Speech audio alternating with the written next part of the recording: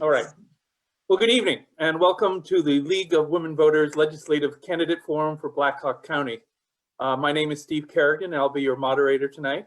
We are joined by the candidates for House and Senate positions in the state legislature. Tonight we'll be running opening statements for 2 minutes. Each candidate will be given 2 minutes to make an opening statement, and then we'll begin a series of questions. Each candidate will be offered in turn the opportunity to speak and answer that question with a time limit suggested of 2 minutes. I'll be joined tonight by Lisa Muniz and Augusta Sires. Augusta Sires will be collecting questions that people write in and you write in to share with the candidate should time permit. Lisa Muniz will serve as our timer and keep a quick record of the order of the length of each presentation. Without any further ado, gentlemen and ladies, tonight, just for order's sake, so you know when I'll be calling on you in this Zoom world, we're going to start off with Senate candidates, and then we'll move through the House districts in order, in numerical order. So you can sort of count yourself down that way and see what's coming for you. So with that in mind, I'd like to start with Eric Giddens. Can you make an opening statement? Thank you, Steve. And thank you to the League of Women Voters, BlackHawk and Bremer counties for hosting this forum tonight. It's a pleasure and a treat to be with you all, and for all of our folks on Facebook watching this live. Thank you for your engagement in this electoral process.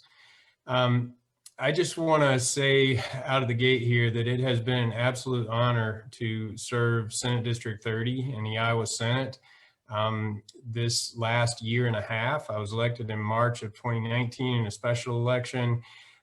Started right away in the legislature 6 days after I was elected. Swore in about 2/3 of the way through the 2019 legislative session, and right off the bat, really enjoyed beginning to build relationships in the Capitol. I will say that I genuinely have enjoyed getting to know colleagues on both sides of the aisle. I've really enjoyed working with everybody in the Capitol, not just in the Senate, but in the House too. Have made a lot of connections across both chambers. And I believe that that spirit has served me well in this short time that I've been in the Capitol. Coming into the 2020 session, I thought that this would be my first full sort of regular experience in the Capitol, and not long into the session, COVID hit. And so this year has been like no other, obviously. And, the spirit of working together with folks and being open and accessible and representing our district, no matter political party or background, has really become, what? Excuse me? Oh, sorry. Has really, No, not yet. Folks may want to mute their buttons if you're not a candidate. Yeah. We got somebody unmuted, sorry. So anyway, I have called thousands of constituents since early mid-March, early April, when COVID set in, and I have had wonderful conversations with folks throughout Senate District 30 who are hurting in various ways and really need support, from our state government and from our leadership. And in a lot of ways, they feel like they're not getting that from our current folks in the leadership. And so I want to continue to be their voice in the Capitol. I want to represent, as I said, everybody across this district in whatever ways they can use representation. It's been one of the most fulfilling things I've ever done, is to help folks in a variety of different ways who are experiencing difficulties and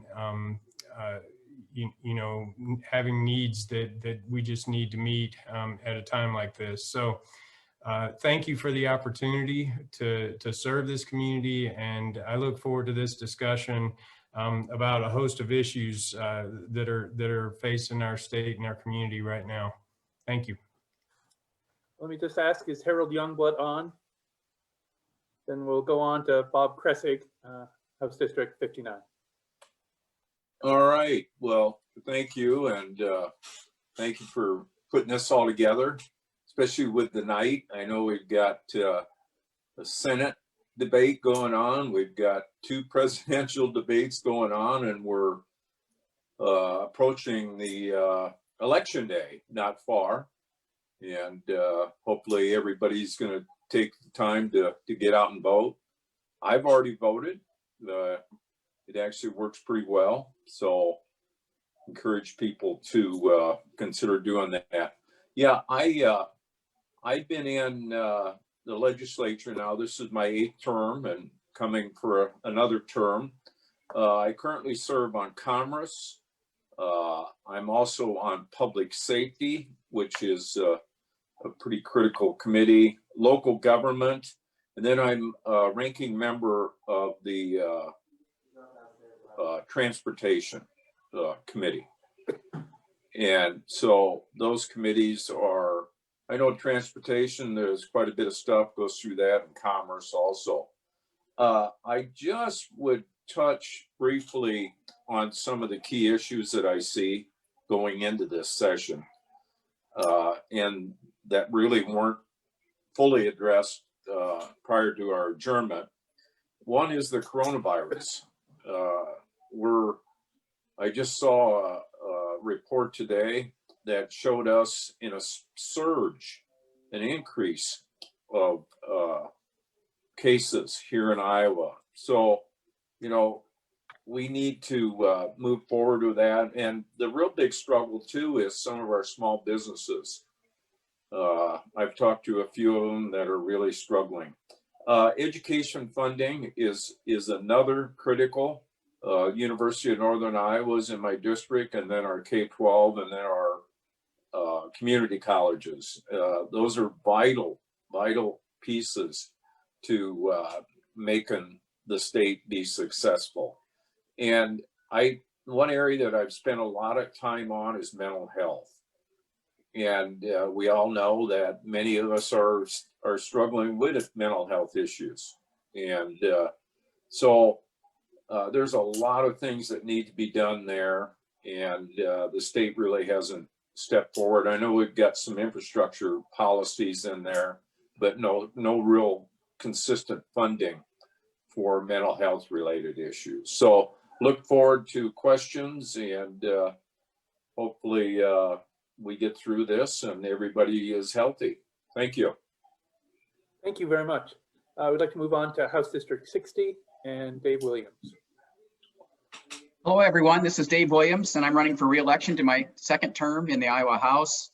Thank you, Steve, and League of Women Voters, and those of you folks that are making this happen. We couldn't do it without all that involvement and organization, so thank you very much. I really miss the forums that you have co-sponsored with other organizations in the past, and I also miss not engaging one-to-one with the constituents. So thank you to those of you who are viewing and participating tonight. I really appreciate this. It's not ideal, but it sure is better than not having something like this. Thank you very much. You know, I'm not a career politician. I'm a doer and a problem solver who steps up when something needs to be done. I believe in the motto, lead, follow, or get out of the way. And that motto led me to run in 2018 because I strongly disagreed with the assault on public education. And I knew the majority of Iowans did too. I decided to lead the resistance from this part of the state. And with the support of hundreds of volunteers and supporters, we were successful. My first term was an incredible experience, and I want to return to the House to continue what we were doing during the first term, and to continue to pay forward my experience and knowledge that I've acquired during more than 4 decades, as a volunteer, an engineer, a business manager, an adjunct professor, and a small business consultant. The breadth of my experience and my naturally collaborative style served you, the voters of House District 60, BlackHawk County, and the state of Iowa well during the first term. I serve on 5 committees: Commerce, Transportation, with Representative Kressig on those 2, Appropriations, Agriculture, and Education Budget. I especially welcome any questions or comments that you have about topics pertaining to those particular committees. I've continued to work hard to stay in touch with you, gather your input, apply systems and long-term thinking, and represent you in Des Moines. I have no hidden agendas of my own. I'm proud to represent you and would like to have your vote so that I can do that for 2 more years. Thank you. Ryan Howard is also running in that race and was unable to join us tonight. He did ask that we read a statement, which I will now read with the permission of the League of Women Voters. I was honored to receive the invitation to join the state legislative forum tonight with the League of Women Voters. I am grateful for your willingness to host these important discussions. I appreciated that you let us know of the event last month to help with early scheduling. Unfortunately, even with extended notice, I must offer my apologies. I will not be able to join you tonight due to a conflict in scheduling. I've enjoyed participating in past League of Women Voters legislative forums, and I'm looking forward to participating in future forums to talk about the important issues that matter greatly to our community. In the meantime, please do not hesitate to contact me directly on Facebook through Ryan Howard for Iowa.com. I believe it is important for voters to know where candidates stand on issues and what they plan to accomplish. I have worked hard this year to be in front of voters as much as possible to hear about what matters most to them. To help our community get to know me better, I have done many interviews and published regular statements and videos on key issues. We need the right leadership to help grow our economy coming out of the COVID crisis. I'm excited to take my community engagement efforts to the State House. I want to ask for your vote, and it would be my pleasure to answer any questions the viewers may have. Again, please accept my apologies for not being available to participate tonight. Thank you again for your invitation. I look forward to participating in future events by the League of Women Voters.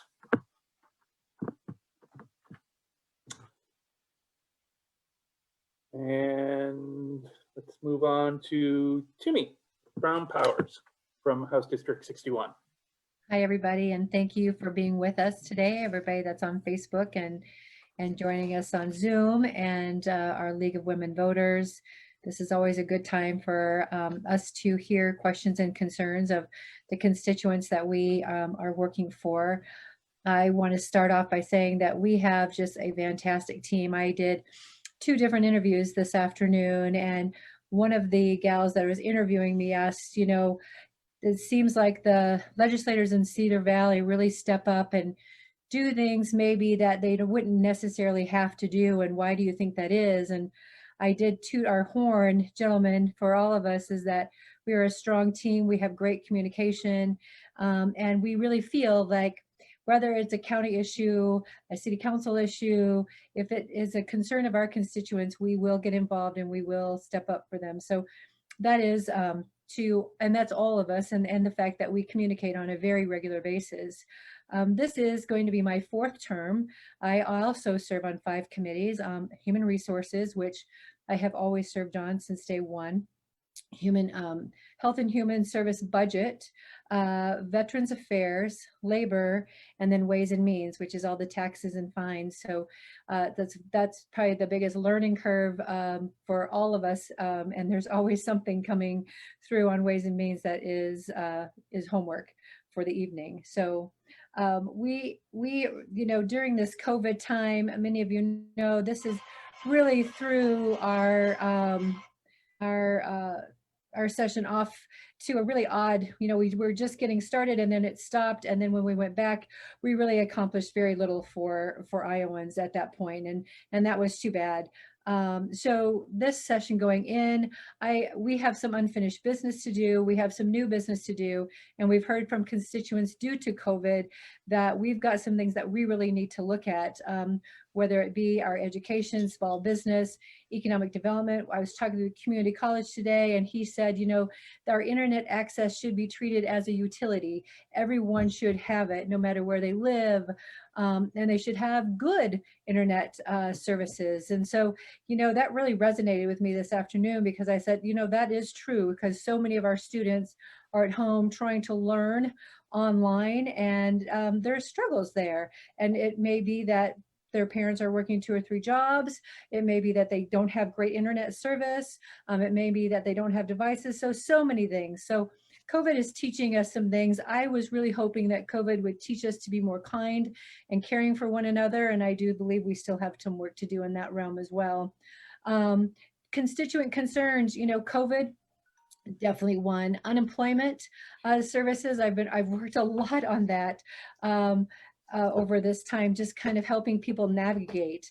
Employee safety, as you well know, the Cedar Valley team that is a big concern of ours, and we worked with Tyson and the state and OSHA to make sure that our employees were safe in the work site, and that has been an ongoing endeavor as well. Medicaid, that has been kind of my go-to from day one when we instituted the MCOs, and it continues to be a weekly thing that we work on for patients, whether it is navigating to a new MCO, a provider, getting paid.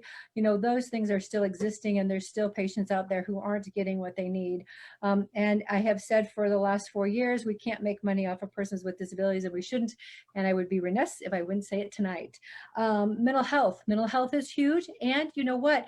It is now with COVID, it has grown. So those of us who maybe weren't having anxiety may be now having some anxiety. This COVID has changed the atmosphere, and we need to be more aware of what people are needing. So mental health, I think, is an area where we need to look at back at the legislature and really look at expanding our services. Child mental health, Bob and I have been working on several different cases with child mental health. And that, in fact, I have a meeting November 10th, but that is something that we still really lack in here in Iowa. We have a structure set up, but we do not have anything that really helps the children and their families. So this is something that we have. For me, it's going to have to be one of the top ones that we work on going forward next session, because it has been very clear to us that we have not met the mark in that area for our kids and for our families. And then it's just, we've been spending a lot of time with all the different services in our area, finding out what they are needing right now and how they're feeling. And so I think as we return, we have a plate full of things that we need to work on. And I look forward to hearing tonight those are the questions that we have going forward. So thank you, guys. Thank you. Now from House District 62, Raz Smith.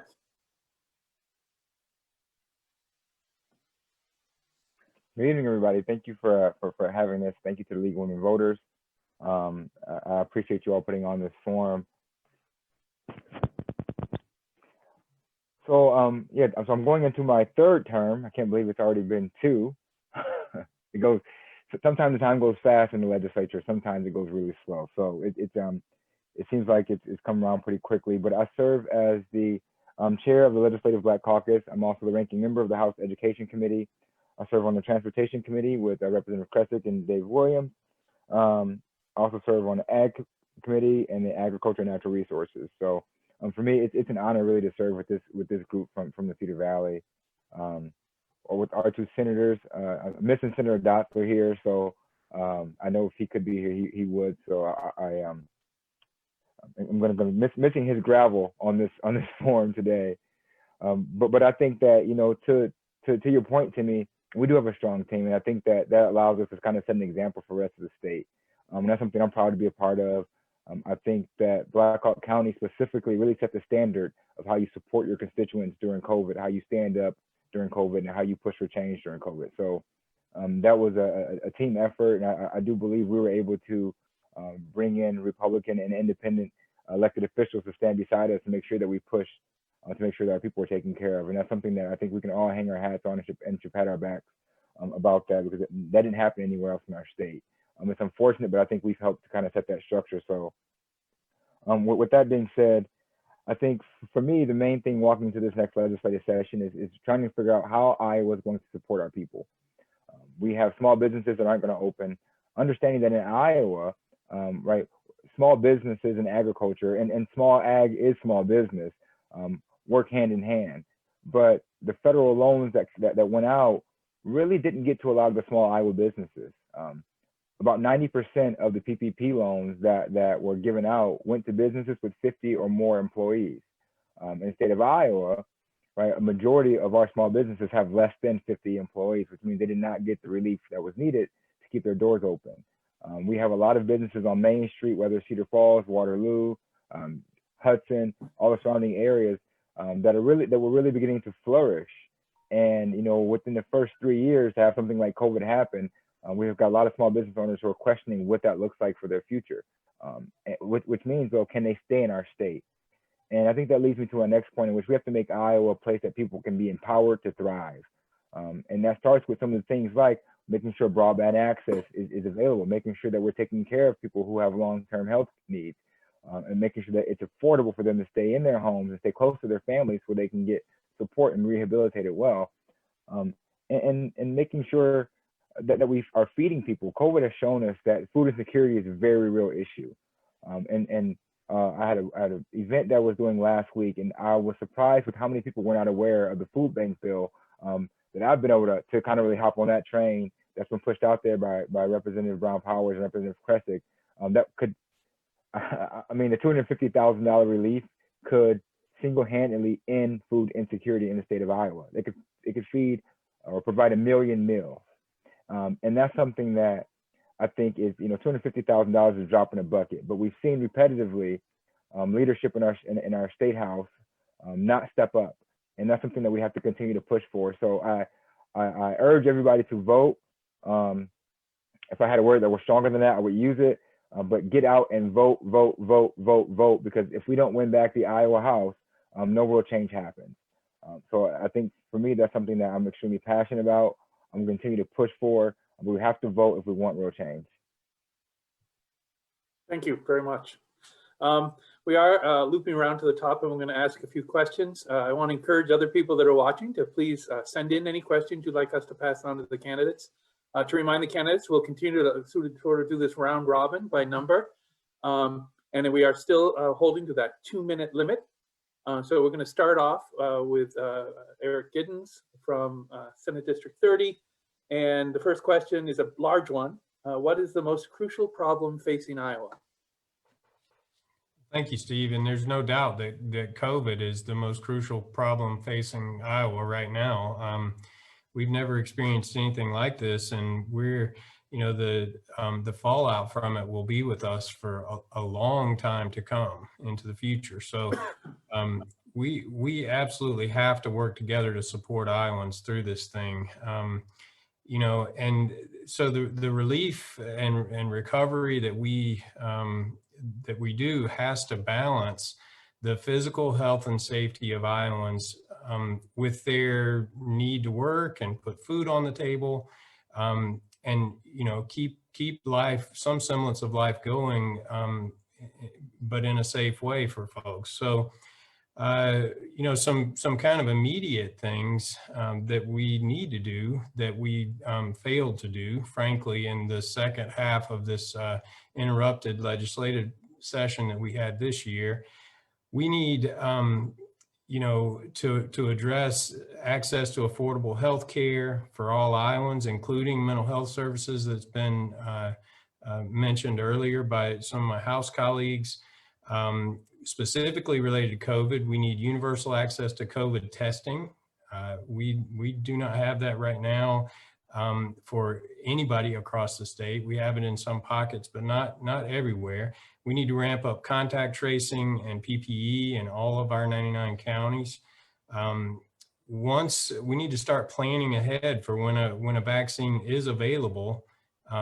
We need to figure out a way to deploy that vaccine to everybody, and the state needs to support that effort. Supporting mitigation efforts in cities and counties, and with our emergency management commissions, we have wonderful emergency management operation here in BlackHawk County that frankly did a lot of things in the absence of true leadership from the state government. The state needs to be a good partner and to support our local efforts, like what we saw here with our public health department. Did I hear that my time was up? I'm sorry. Oh, okay. I had other things, but I'll stop. Thanks.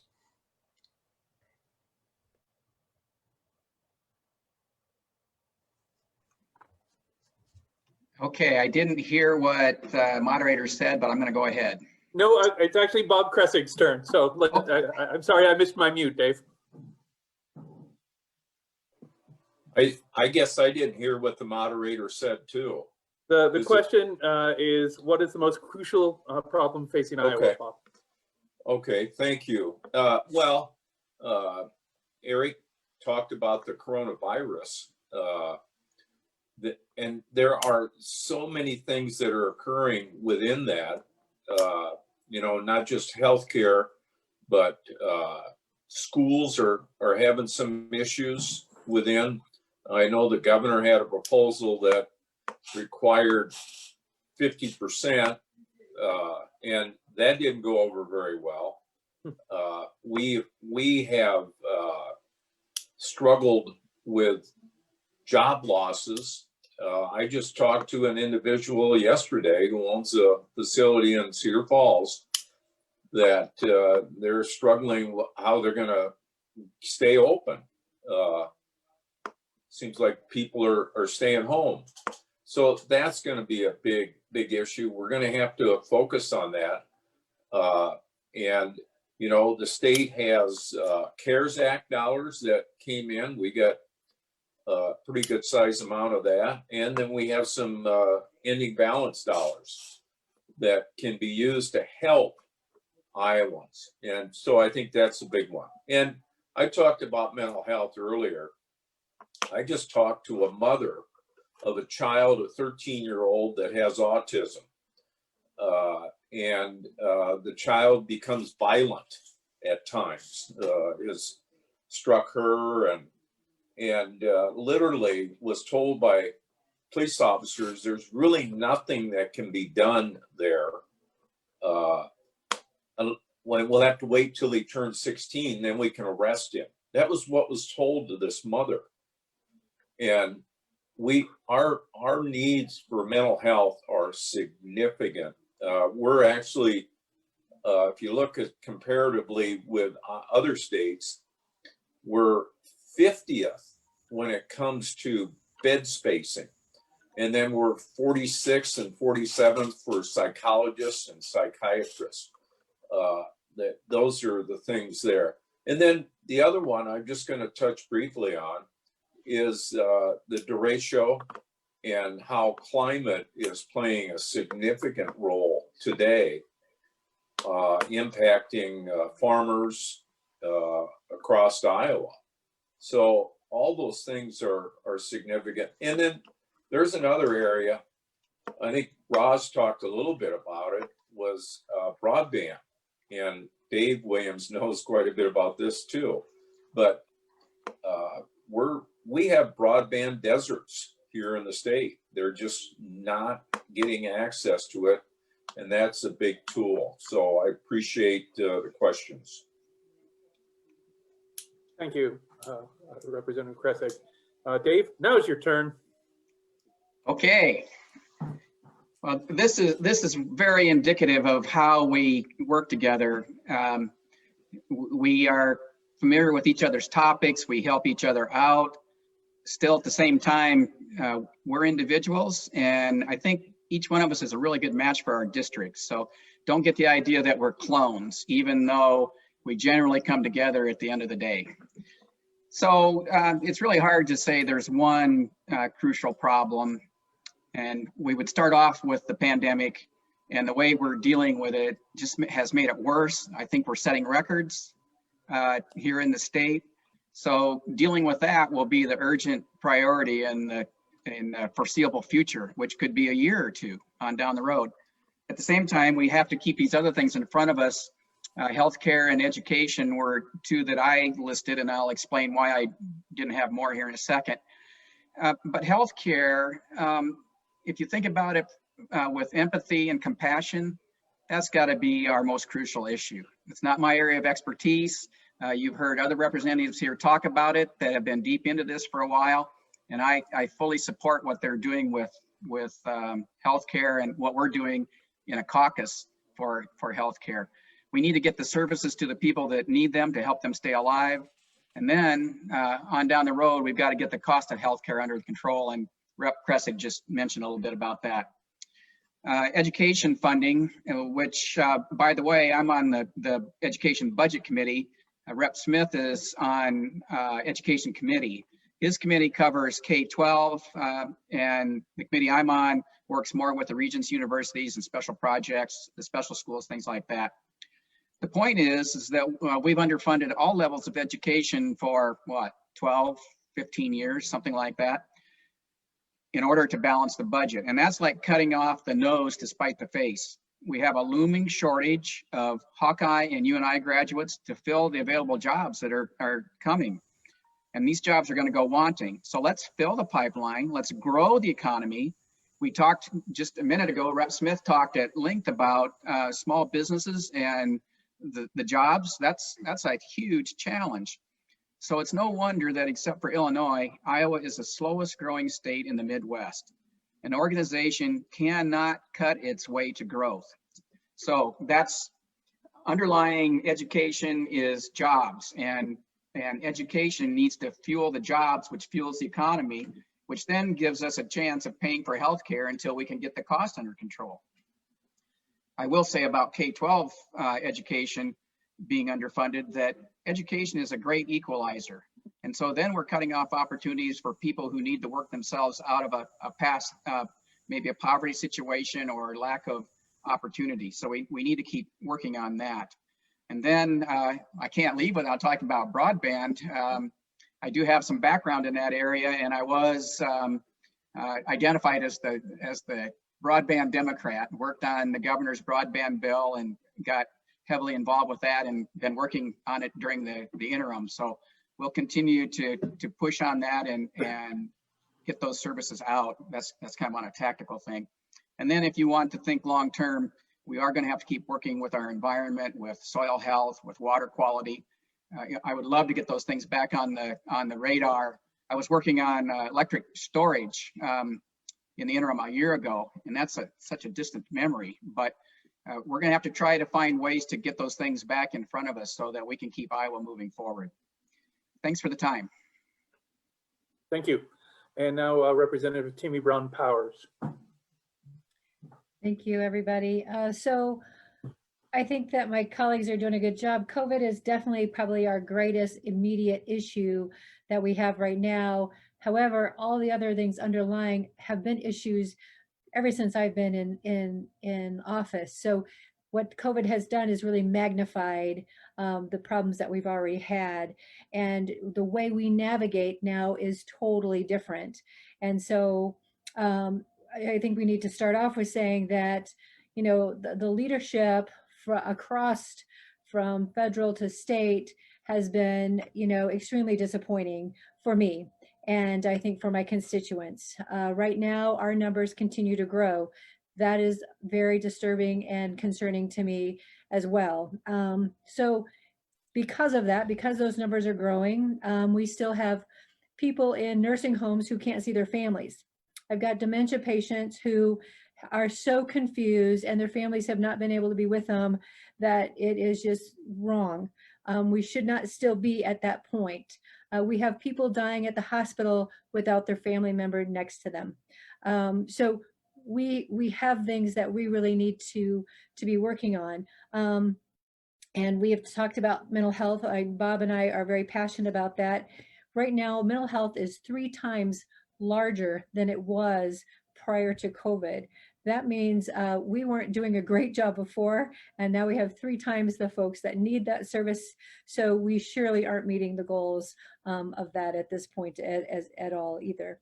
And with that comes our child mental health, which I already spoke on. But education, Dave and Roz, you know, these children are really navigating also a totally different world. And some students are thriving and some students are really struggling. And I am concerned about how that is going to affect them long term and how, you know, as they proceed back to whatever our new normal will be after COVID, will some of those kids get left behind? And I'm afraid the answer is yes in that.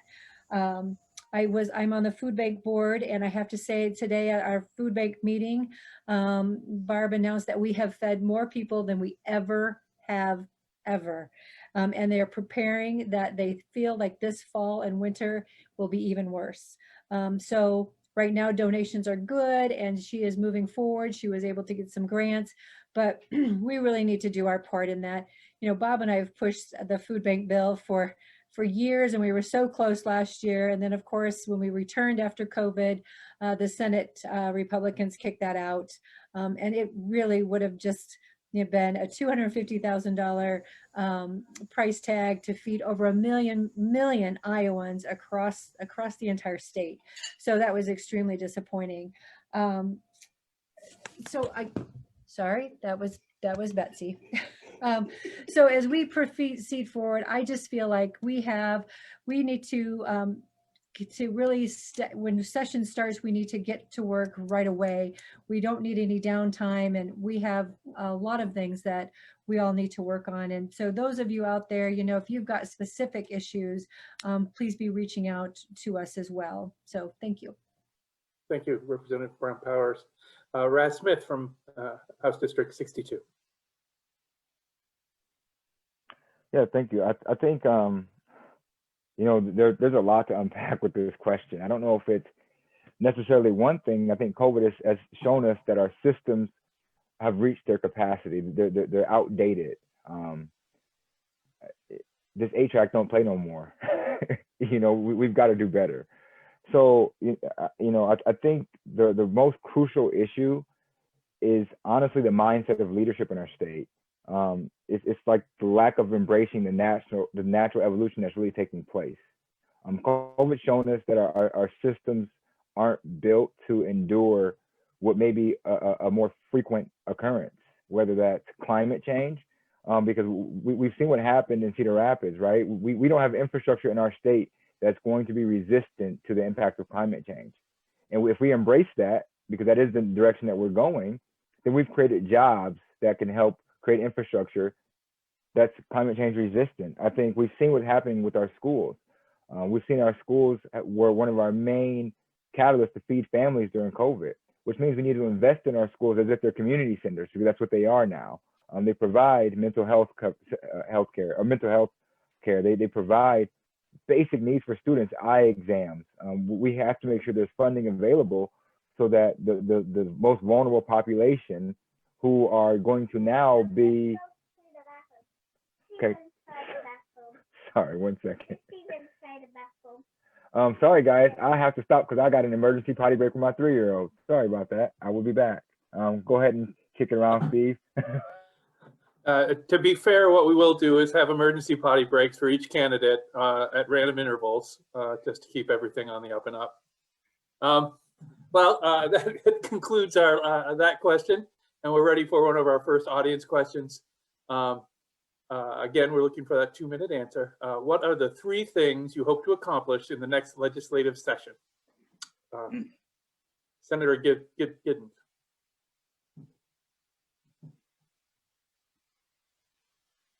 Sorry, it took me a second to get to the unmute.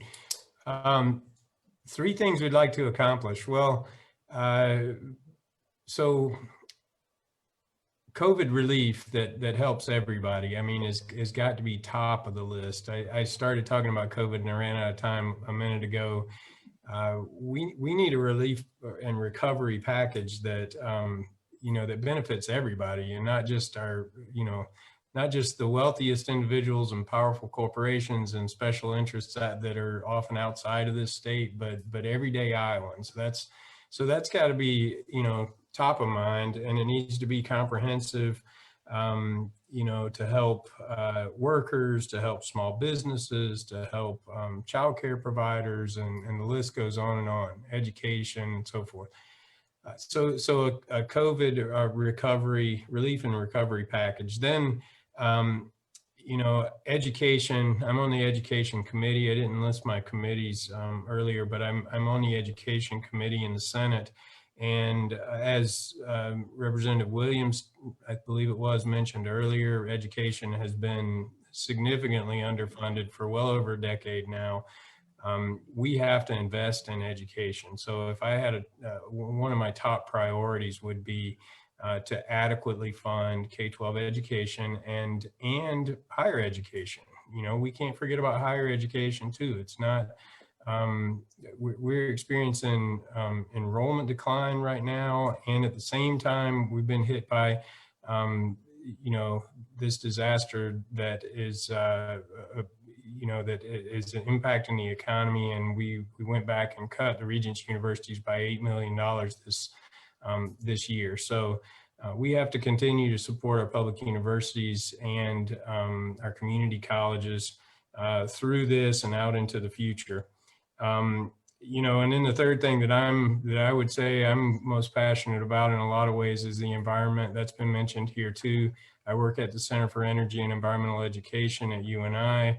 You know, have a program that helps local governments develop strategies that are going to make them, you know, reduce their carbon footprints across communities. We need a statewide plan to address that on the front end, and then we need to help our communities become more resilient to the impacts of climate change that we're already experiencing, like the horrible derecho we just had, flooding we've been experiencing for quite some time now. We've got to build resilient communities that can withstand the impacts of these disasters that are going to continue to happen. So those would probably be my top three.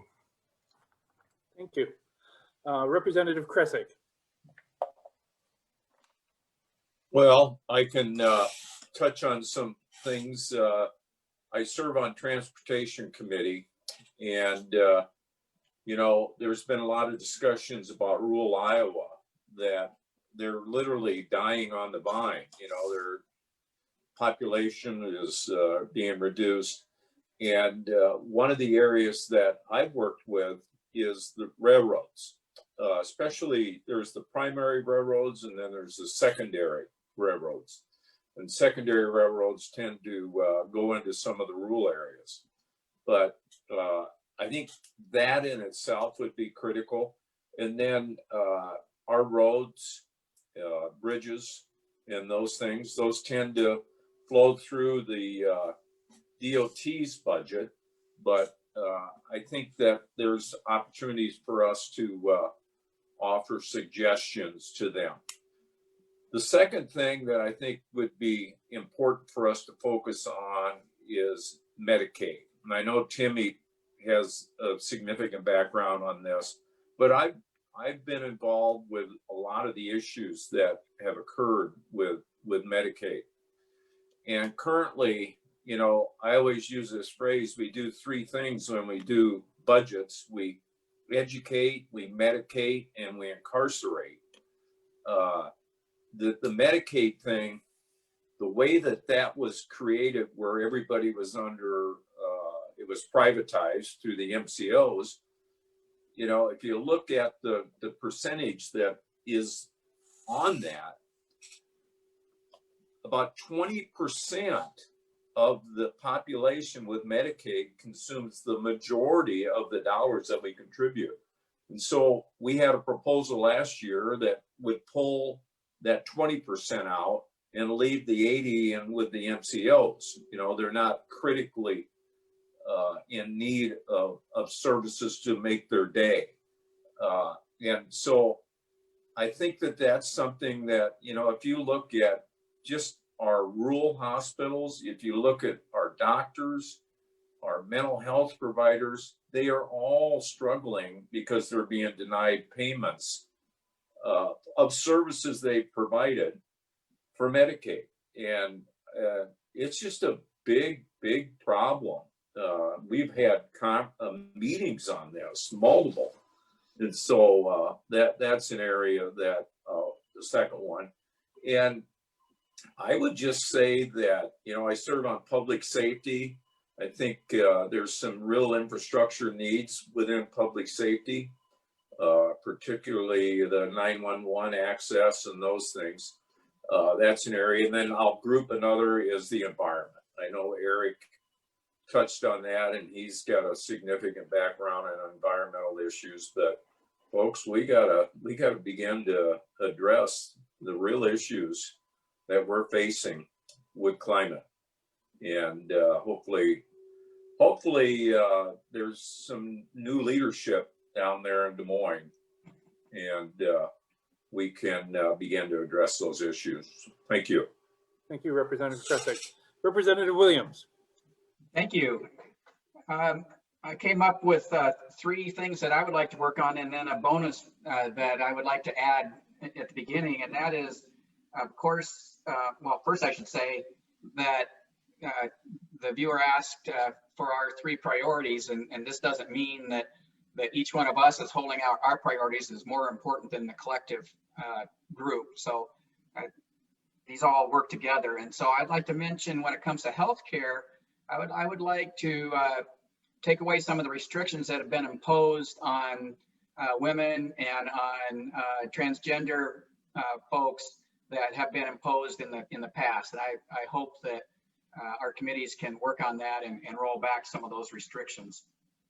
For me, education, we've got to work on funding education. And again, it's an investment. And I want to look at that return on investment and see if we can't convince everybody that, look, by investing in education, we can improve the economy much more quickly than the economy has been growing in the past. So that'll be an issue. Secondly, environmental. I tend to think of environmental 2 different ways. One is broad aspirational things that we need to work on in order to head in the right direction with climate change. But then we also have to dig in and get down to brass tacks and do some things. I've been working in the interim on some ideas to close power plants down, coal-fired power plants down a little more quickly, which I think would help us. That would be the measure. So that would be an example environmentally.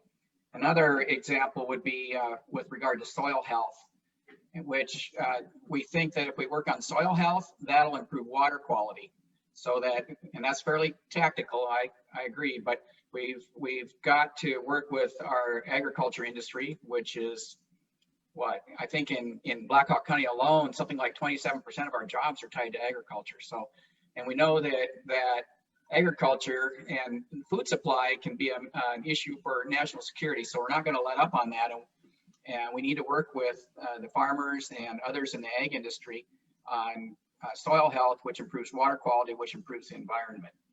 And then we'll continue to work on tactically with our broadband expansion and other Empower Rural Iowa initiatives in that regard. So those are some things that I expect we'll be working on, and a little bit of my wish list for our caucus in general. Thank you. Thank you, Representative Williams. Just to remind everyone listening, the question that's currently being answered is, what are 3 things you hope to accomplish during the next legislative session? Representative Brown-Powers?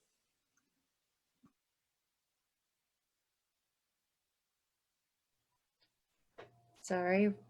Ross has a 3-year-old and I have a 1-year-old puppy who causes almost as much problem. So my 3, it's hard for me to narrow down to 3, so I kind of grouped them. Obviously, we have COVID recovery, which I think still in January, we're going to be dealing with COVID with the numbers that we're looking. So, and then we're going to have to look at the recovery process of that economically and physically and mentally and everything. But then above and or beyond that, our mental health and healthcare, our telehealth. So we got telehealth through last session a little bit, but we need to continue to make sure that that is an ongoing service for all of our people at all levels in the healthcare field. So that's going to be critical for, I think, our mental health and our child mental health services going forward. 2 summers ago, I got to spend a great deal of time in rural Iowa, and really my focus was rural healthcare, and rural healthcare is shrinking. Rural education, is shrinking. Schools are closing, but rural healthcare is kind of one of my passions, and we really need to look at getting, the staff there, the services there, the funding there, the reimbursement there. So the EMS service, we started to get a little bit thanks to Representative Nielsen, but we have work to do yet in all those realms so that rural healthcare survives. And right now it really is on the edge of maybe not surviving in those areas. And there are Iowans that have to travel hours to get services or adequate services for their ailments, which really is unnecessary if we would just really relook at rural Iowa. And then one of my other things really is working. The MCOs are here. The governor's not going away next session. So really looking at the transparency and working relationship with the MCOs. What can we do to make sure that the MCOs are working for Iowans? What can we do to make sure that the MCOs are paying the providers? What can we do to make sure that our persons with disabilities are getting the services and the equipment that they need? And really, I think it is my responsibility and others to build that relationship so that Iowans are getting what they need. I can complain about it all day long and I can give you a list of problems about it, but the tax down to it is it's not going away anywhere next year. So I've got to do what I can to make sure that our folks are getting what they need, whether they're a provider or a patient of the MCOs. You know, employee safety, that has become real aware to me with this COVID. And I think it's always been there. But in my OSHA meeting yesterday, the group that I'm working with, 119 employee OSHA complaints were listed. And do you know how many site visits were done? Two. 119 employees said, I am in an unsafe working environment, and Iowa OSHA followed up on 2. So I think that we have some work to do there. And so I am on labor committee, and I think that that is something that we really need to really look at what we're doing here and with our employee safety. So as the Cedar Valley, we filed an OSHA complaint. We also filed a CASPA, which was a regional complaint. And it's really, that's something that we shouldn't have had to do, but we did, and but we have some work to do going forward for that. And then really putting some meat into the mental health and child mental health programs. And when I say meat, I mean programs and money to actually do something. We have a nice structural framework, but it's not functional. It's not helping the people that it needs to help. And we talked about beds earlier, and it's really not the beds so much, it's staffing the beds and staffing the program. We have programs that we have shut down in Iowa. We ship people out of the state, which costs more, by the way, and take them away from their main treatment plan, which is their family, and then bring them back and expect them to all function and be fine. So we really need to put some meat to our adult and child mental health program. So that's our start. And then water quality. I think Dave and Dave's kind of our leader in the house for that. But you know, water quality in our environment. And we had a friend here that's from that area that lost a lot on his property, and they're still struggling with that. So we know that climate change, Mother Nature, who knows what she'll have in store with us this winter as we're driving back and forth. So we've got some work to do. Thank you, Representative Brown Powers. Representative Smith? Did you hear the question? You may have been gone. I did. I tuned back in time. So all right. I can't guarantee it will be uninterrupted. It is conference time. So my wife is working until a little bit later tonight. So double duty, but it's all right. That's what we do. It is what it is. So for me, I think the 3 priorities going back into session, I think the main emphasis for me is really just shifting our priorities. So for instance, right now we really have to focus on removing barriers to small business expansion. We give a lot of incentives to large corporations to come here, but I think we have to think differently about that and support the foundation. I think we do that by using those dollars to incentivize small business expansion, to allow people who will be leaving our state looking for employment to have a processes where they can stay and build a small business on a main street. I think that's important. I think that's how we retain talent in Iowa. I think that's how we actually grow our population and increase our taxable base. Secondly, I think we have to really make real investments into water quality, into the incentives that we provide to farmers.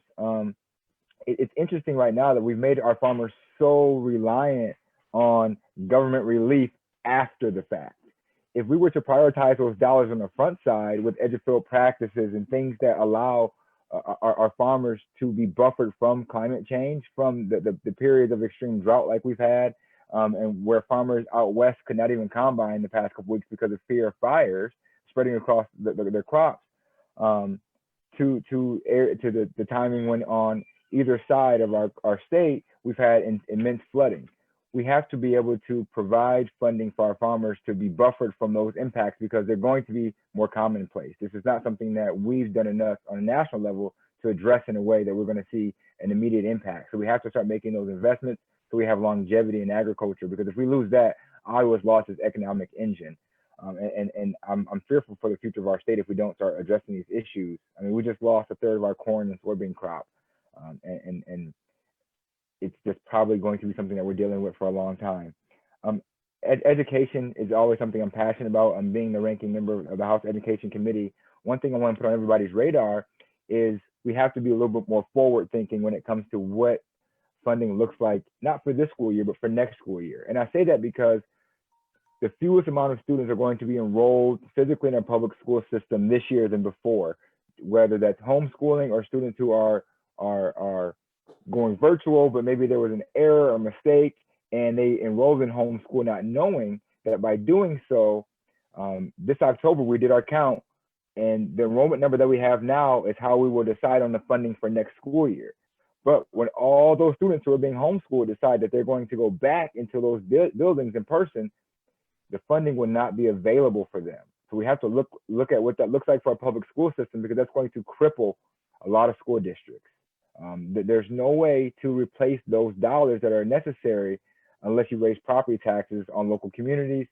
And I can tell you a lot of cities around the state are already at the point where you can't go much higher. I know in Waterloo, we can't really push that envelope too much more. So we have to be mindful of what that looks like for us next year. And then lastly, social justice. It's last, it's definitely not least. And social justice, a lot of times I think has become synonymous with racial justice. And while I know that racial justice is for me something I'm passionate about, something I live every day, I do believe that social justice is an issue that touches all of us, because climate justice is social justice. The fact that rural Iowans don't have access to OBGYN services, right? They have to drive an hour for labor and delivery. That does not help us attract talent and young families to Iowa, but that also means, right, that there's an issue with access. That's a social justice issue. So I think addressing those things, making sure that we have broadband in every corner of our state, so students who may have interruption in their education again are able to have virtual classes. Those are all things that I think we can accomplish if we shift our priorities in this next legislative session. Thank you. The next question is a two-parter. How do we govern in such a divisive political climate? And can you give some examples of issues where you have found common ground? To me, Senator Giddens. Okay. How do we govern in such a divisive climate? That was the first part. Yep. I think it's all based on relationships, honestly. I mentioned that in my opening, that we have to develop relationships with folks, and that means constituents in our communities, no matter their party. We have to just get to know people better. I mentioned all the phone calls I've made to folks, and I'm not just calling Democrats, I'm calling everybody. And I have genuinely had wonderful conversations with folks of all political backgrounds throughout my district. And I think so that's kind of where it starts, and focused on our community as well. And then in the Capitol too, I mean, doing our best to build relationships and find common ground and find issues where we can work together on good policy that's going to benefit our communities and our state. I believe the second part of the question was give an example of that. Is that right? Yeah. Well, I actually have a couple of them, but and even just in my short time, and things that I'm kind of proud of, one of the ones I'll mention, and I'll try to tie it to what Representative Smith was just talking about with what he referred to as social justice. I've been very involved in the economic inclusion network here in the Cedar Valley, and I think that that's a local effort that's doing a lot to get at that issue. the economic disparities that we have so profoundly here in the Cedar Valley. One of the things that arose in conversations over the last interim was that, we need to diversify our teacher workforce, in particularly in school districts like Waterloo, where, the diversity of the teacher workforce doesn't match the diversity of the community at all. And, we need students having teachers that look like them as much as possible. And there's been a barrier to folks getting into teacher education programs, teacher preparation programs for a long time now. And that was an entrance exam specifically for teacher preparation programs called the Praxis 1, been identified as a barrier for minoritized people trying to enter teacher preparation programs, and it was an unnecessary barrier. We know, and the UNI College of Education told us that, they have other ways of evaluating folks who are trying to get into the program that work well, and that passing or not passing that entrance exam in no way reflected on the quality of the future teacher that was going to come out of that program. So it was just a very unnecessary barrier that we worked together in the education committees in both chambers, including Representative Smith's leadership in the education committee in the House. And we got that bill passed. Even this year, during an abbreviated and interrupted session, we got it passed in a very bipartisan way, bipartisan manner, with full support of both caucuses in both chambers. It's just good policy. It does, it supports everybody in our community. And but what it took was talking to people on the other side of the aisle, developing those relationships. These things don't just happen. We have to have those conversations, constantly in the hallways and in the back rooms and wherever we can, to make sure that these things are prioritized. And that's what it took in the Senate. And I'm proud to say that although I wasn't my name wasn't listed as a sponsor, I did do a lot of work to make sure that thing got through in the second half of this interrupted session. So that's one example I'll point to. Thank you. Representative Kressig? Oh. You're still muted, Bob. Yeah, I thank you for the question. I can just share in my years of service that at one time in the legislature, we would disagree at the Capitol, and then after we got done, we'd go somewhere and eat and have a beverage and learn about our families and get to know each other. That has pretty well disappeared down there. And so, yes, it is divisive at times. I know that there are certain committees that will end up having bills that come forward, but there's times that we have unanimous votes on the floor for bills, so I think some of the committees, like public safety, I've been on that for several years. It's not as divisive. There have been times, but that's an area that, and I would just say that transportation too. There's been areas that I've worked on, especially with some of the technology changes with transportation.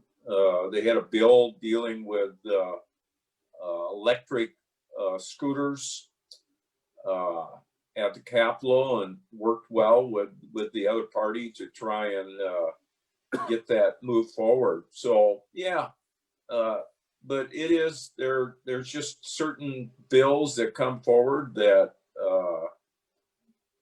create the divisive conversations. So I really get a sense that, again, I'm just going to bring this up, but if we could establish some kind of balance down there with how government is conducted, we may be able to bring some of that balance back And with the balance, probably not all these controversial bills that we've seen that have been filed and passed and basically agreed to in a back room that we don't even get to have a discussion on. They're filed at the last minute as an amendment.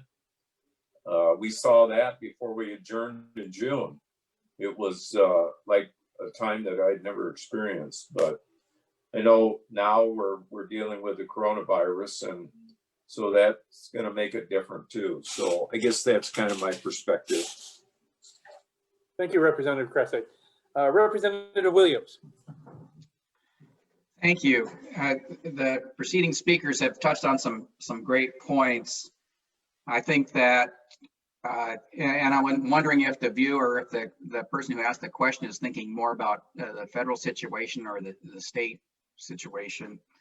And I would say that to begin with, the way we work in the State House is not what you see on TV. However, there are some issues, and I would like to reemphasize what Representative Kressig said, and that is a trifecta is not good in my opinion either way. And by trifecta, I mean when one party controls the governor, the Senate, and the House. And I'm in favor of a balance of power so that then we legislate and we lead to the middle rather than taking policy that's been handed from someplace else. So what that takes is for people to vote. And of course, this is a forum tonight, and I'm asking for your vote, and I would like to see the House flip blue. And I think that that would help the divisiveness. And we would continue to lead by example. And by that, I mean, listen and not treat the other party the way that I've seen my party be treated the last 2 years. And I would avoid labels, work on issues, avoid labels. And I would say that during my short time, my first term, I don't think I'll ever see anything come together like the law on racial justice did. And I'll not say any more than that in case Representative Smith wants to address that. But his leadership was completely amazing. It was fantastic. And again, I don't think I'll ever see anything any more striking than that in my time. As far as things that we work on, as Representative Kressig said, in transportation, a lot of those issues, or most of those issues, are basically nonpartisan. We're working together on solutions. The same thing with in commerce. We got some things done environmentally that were not divisive. We did have some lively discussions, but you need to understand the other side, and it needs to understand you and understand, maybe I should say, all the sides. And then, of course, are we getting tired of us beating the broadband drum? Everybody's on board with broadband. We just have to find a way to get it implemented. So I worked hard on the governor's broadband bill, have a great relationship with the governor's staff on those kind of issues. And so those are some examples, and I think the balance is a big key for us. Thank you. Thank you, Representative Williams. Just to remind everybody who's listening, the question that's currently being answered by our panelists are, how do we govern with such a divisive political climate? And are there issues where you have found common ground? Representative Brown-Powers? All right, thank you. So I will echo what Representative Williams said.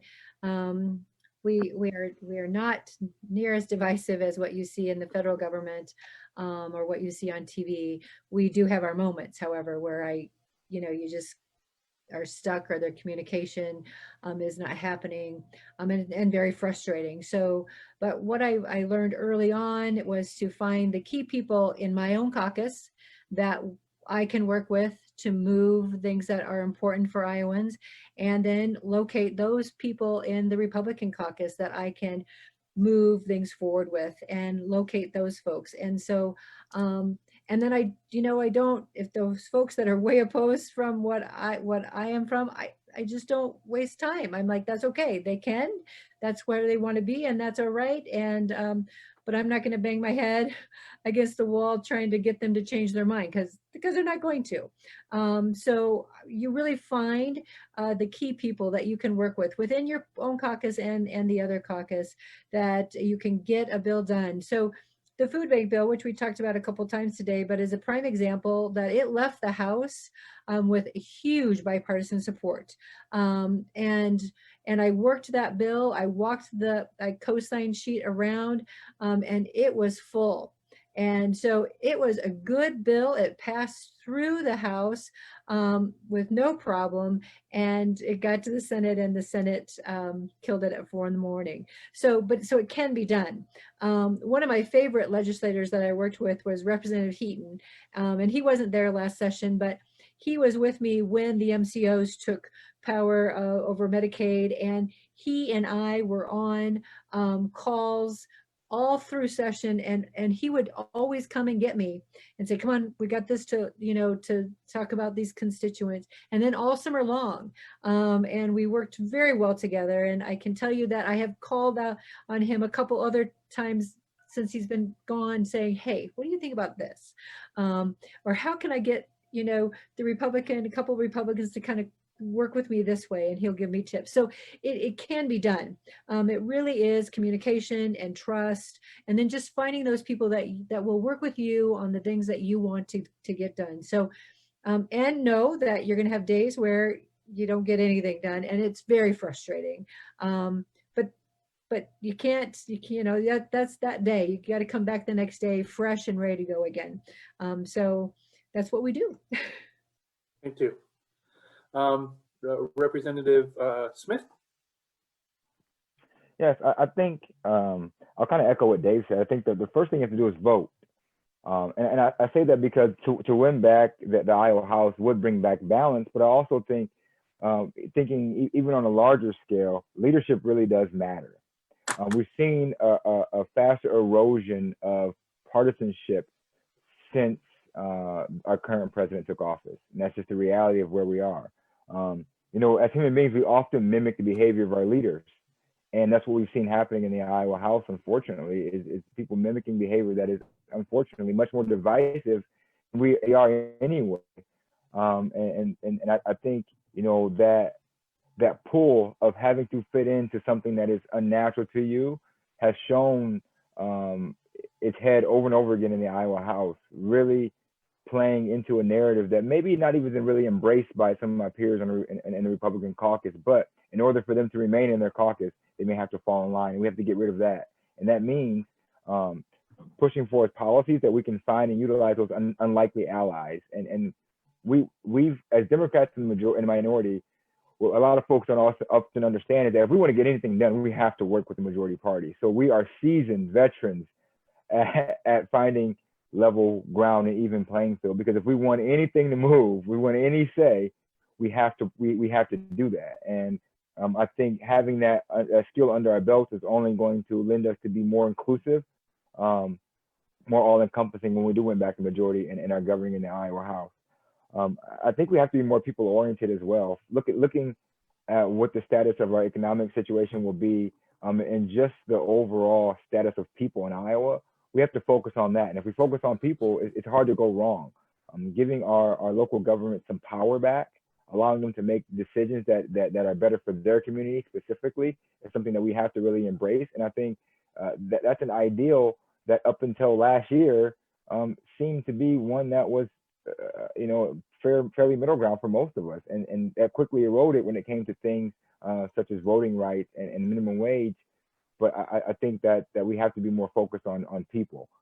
Some examples of when we did, I think our plan for a more perfect union. But I have to say, Representative Williams, that only happens because of the support from my brothers and sister in the BlackHawk County delegation, honestly.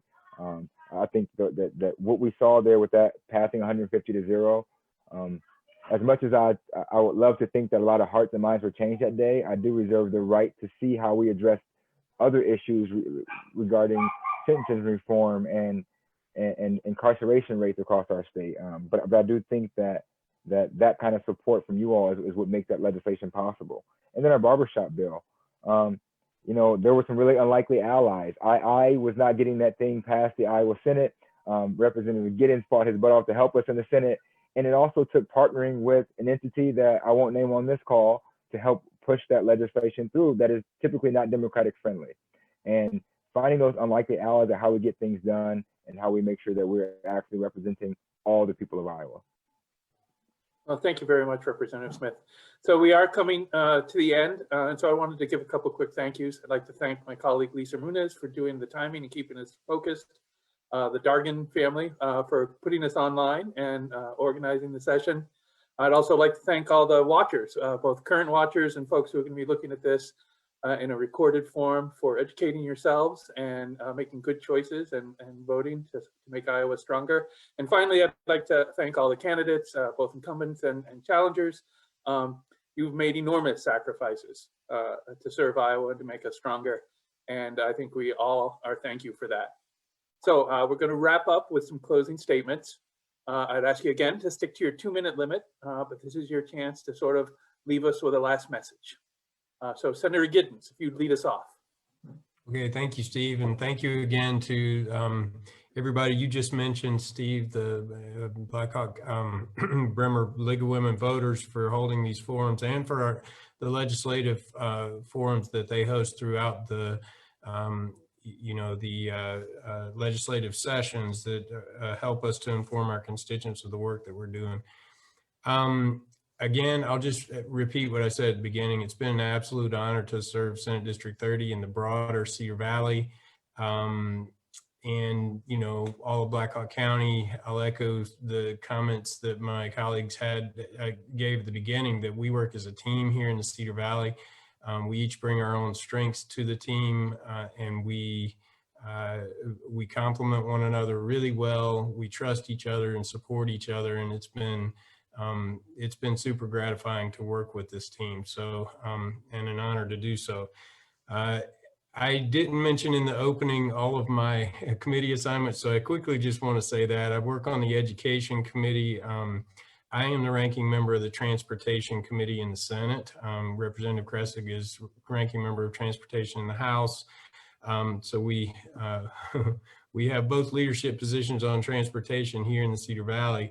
I'm on the Veterans Affairs Committee, the State Government Committee, and Ways and Means, which is our tax policy committee. And you know, related to that idea about bipartisanship and working together to create good policy for the Cedar Valley, I'll say what I believe a few folks have said. You know, there's a lot of work that we do in the legislature that is bipartisan. In fact, the majority of the bills that we work on are bipartisan bills.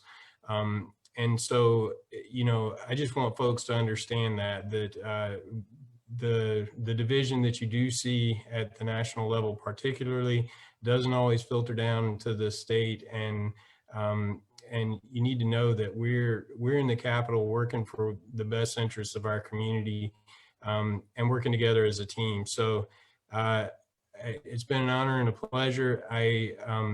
You know, I would appreciate your vote to stay in this position. I've loved serving our community this way. I want to continue to do so. And I just want my constituents and really anybody in the Cedar Valley to know, as we continue through these difficult times, if there's ever anything I can do to help anybody with what they're going through. And I know I speak for my colleagues this way as well. Please reach out to us directly. Give us a phone call, an email. We will do all we can to support you through this difficult time. So thank you again. Take care. Have a good night. Thank you, Senator Giddens. Representative Kressig. Yes. Yeah, I'd like to thank the League of Women Voters for putting this on. Hopefully we'll be able to do the in-person meetings sometime in the future. And Steve, thanks for your work and leadership. I know Gallagher Bluedorn is doing pretty good. I love the outdoor shows that you put together.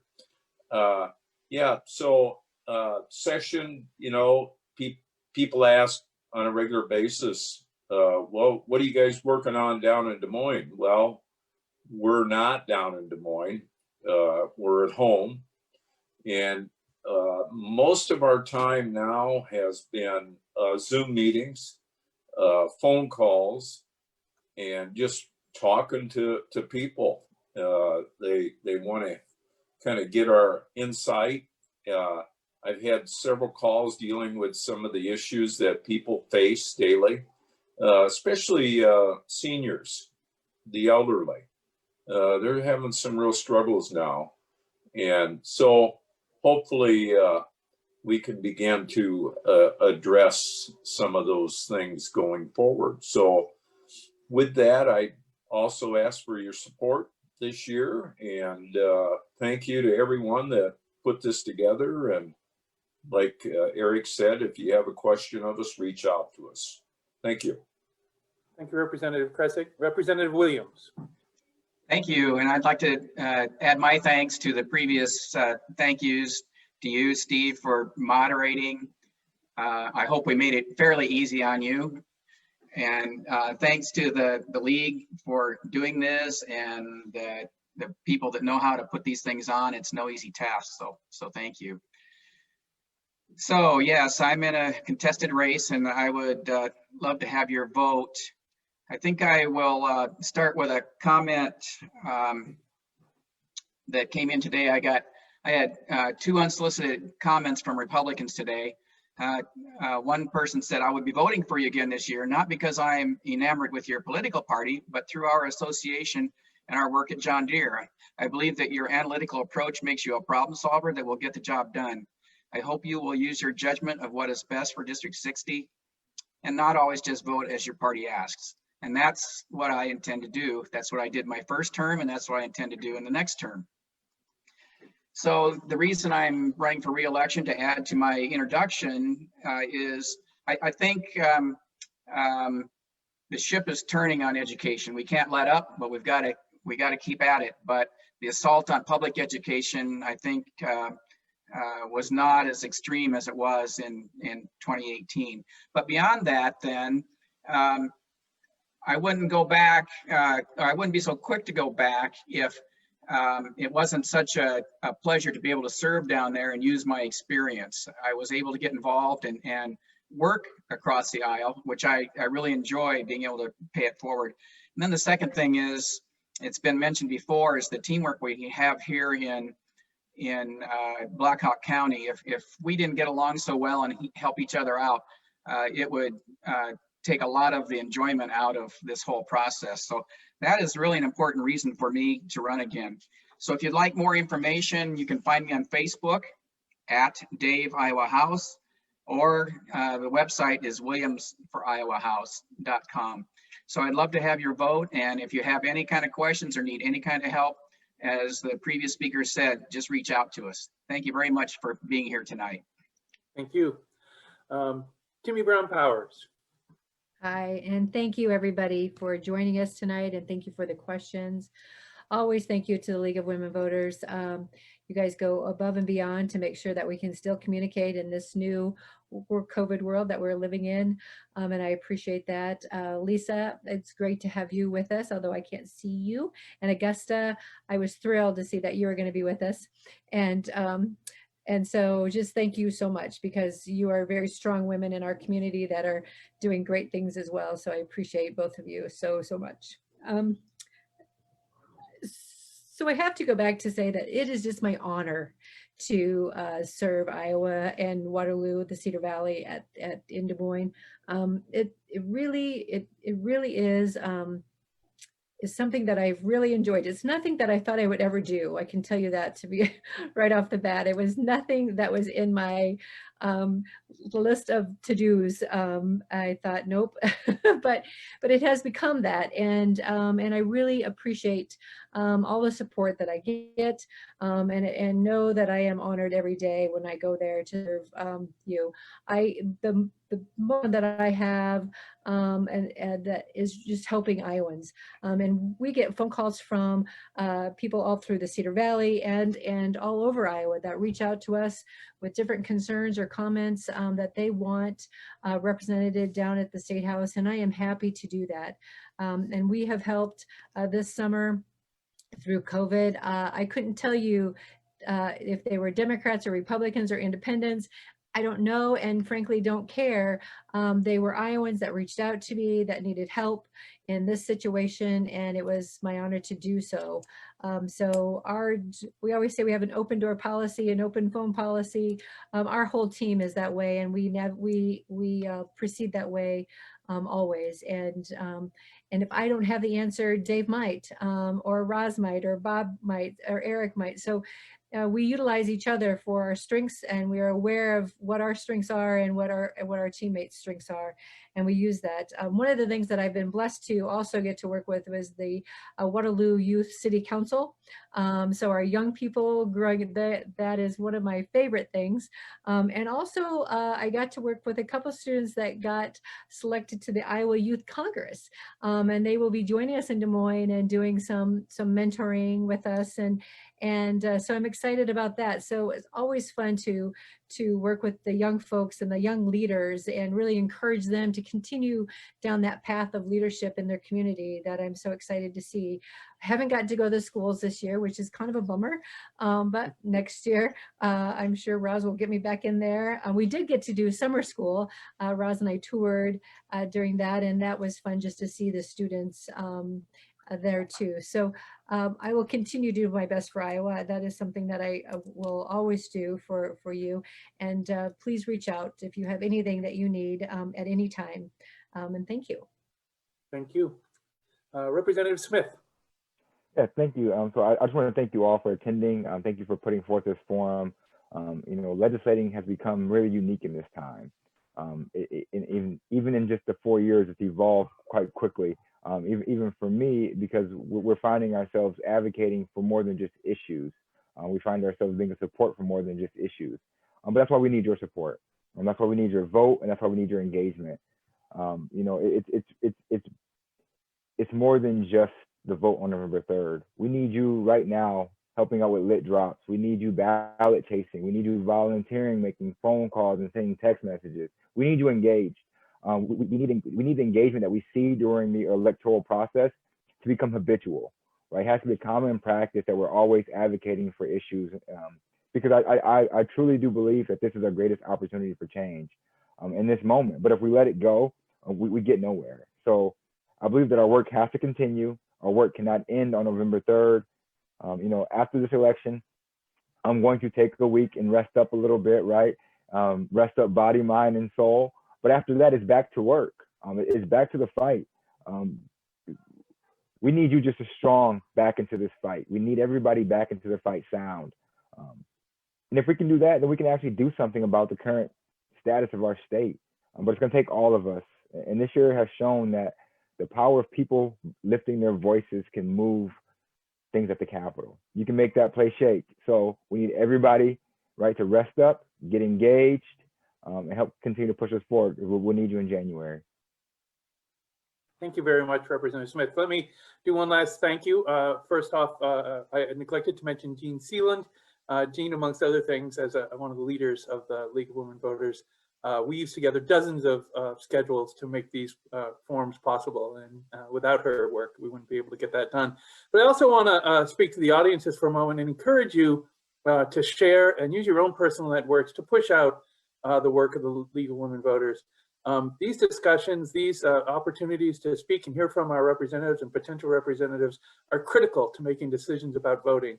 So use your Facebook, use your YouTube, use whatever social media you do to please push out these forums and engage more and more people in your personal networks with the voting process, because that really is the future of Iowa. And with that, I will end the broadcast. Thank you so much, candidates, and thank you so much, participants.